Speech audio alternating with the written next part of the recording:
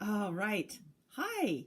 I wanted to, I found a website. Actually, Mrs. Comstock shared it with me. A woman has created all these different book covers for popular children's books that are transformed into quarantine titles like Goodnight Zoom instead of Goodnight Room. And I saw this one, Frog and Toad Are Social Distancing.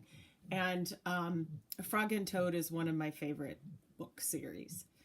Frog and Toad Together, Frog and Toad Are Friends, and it's a collection of different stories. So one of my stories within that is cookies.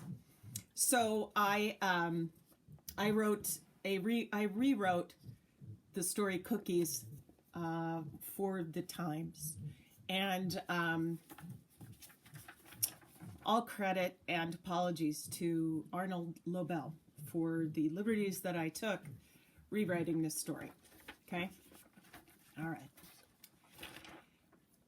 It is called Quarantine Cookies. Toad baked some cookies as he was avoiding many things and had impulsively purchased a 20-pound bag of flour while toilet paper shopping. "These cookies smell very good," said Toad to no one, as his isolation was total. He ate one.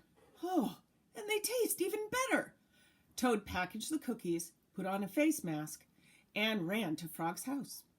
"Frog, Frog!" shouted Toad from a safe distance through an open window. "Taste this cookie that I made." Toad, with a gloved hand, tossed a delicious cookie through the window to Frog, who then ate the cookie. "These are the best cookies I've ever eaten!" exclaimed Frog. Frog, in his kitchen, and Toad, outside the window, ate many cookies, one after another, as they were avoiding housework, homework, job searching, and exercise. "You know, Toad," said Frog with his mouth full, "I think we should stop eating out of boredom and feelings of self-doubt. We will soon be sick." "You are right," said Toad. "Let us eat one last cookie, and then we will stop." Frog and Toad ate one last cookie. There were many cookies left in the bowl. There were also cookies on the ground, as Toad had made a few bad throws before sensibly placing the cookies on the windowsill. Obviously, Toad had eaten those cookies as well. "Frog," said Toad, "let us eat one very last cookie, and then we will stop." Frog and Toad each ate one very last cookie. "We must stop eating!" cried Toad as he ate another. "Yes," said Frog, reaching for a cookie. "Oh, we need willpower." "What is willpower?" asked Toad. "Willpower is trying hard not to do something we really want to do," said Frog. "You mean like trying not to eat all these cookies?" asked Toad. "Right," said Frog. "Or pressing the back button during the 8-second countdown to the next episode of a Netflix series because it's 1 a.m. and you have a Zoom meeting at 8. Or waiting until our Eureka math lesson is done to log into Xbox Live?" "Exactly," said Frog. Then put the cookies in a box and tied it with a string. "There," he said. "Now we will not eat any more cookies." "But we can open the box," said Toad. "That is true," said Frog. Frog got a ladder. He put the box up on a high shelf. "There," said Frog. "Now we will not eat any more cookies." Frog mumbled from inside the house.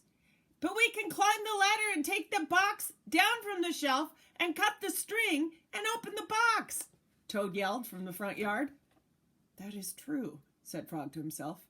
Frog climbed the ladder, took the box down from the high shelf. He cut the string and opened the box. Frog took the box outside. He shouted in a loud voice, "Hey, birds! Here are cookies!" Birds came from everywhere. They picked up all the cookies in their beaks and flew away. "Now we have no more cookies to eat," said Toad sadly. "Not even one." "Yes," said Frog, "but we have lots of willpower." "You may keep it all, Frog," said Toad. "I'm going home to bake a cake." Frog went back inside and began binge watching 1980s rom-coms, and Toad lost his inspiration to bake on the way home.